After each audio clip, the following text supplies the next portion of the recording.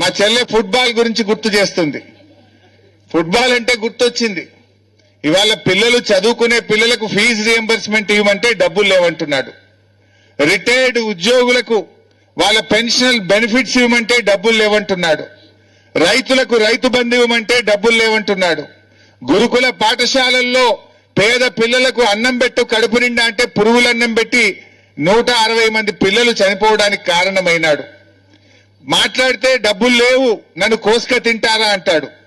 మరి డబ్బులు లేకపోతే 200 కోట్ల రూపాయలు ఖర్చు పెట్టి ఫుట్బాల్ ఆటలు, మెస్సీని తెచ్చి ఫుట్బాల్ ఎక్కడి నుంచి డబ్బులు వచ్చినాయి? అందాల పోటీలు నిర్వహించడానికి 100 కోట్లు ఎక్కడి నుంచి ఖర్చు పెట్టావు? ఇవాళ జూబ్లీ హిల్స్ లో ఇంకో ప్యాలెస్ కట్టుండు రేవంత్ రెడ్డి.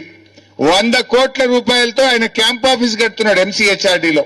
100 crores పెట్టి ఎంసీహెచ్ఆర్డీలో సీఎం క్యాంప్ ఆఫీస్ కడతా ఉన్నాడు. డిప్యూటీ సీఎం 5 కోట్లు ఖర్చు పెట్టి 3వ క్యాంప్ ఆఫీస్ కట్టాడు మొన్న. 20,000 కోట్ల రూపాయలు బడా కాంట్రాక్టర్లకు బిల్లులు ఇస్తున్నారు. మూసీ ప్రాజెక్టు పేరు మీద 1,00,000 కోట్ల రూపాయలు ఖర్చు పెడుతున్నాడు. మరి ఈ డబ్బులన్నీ ఎక్కడి నుంచి వస్తున్నాయి?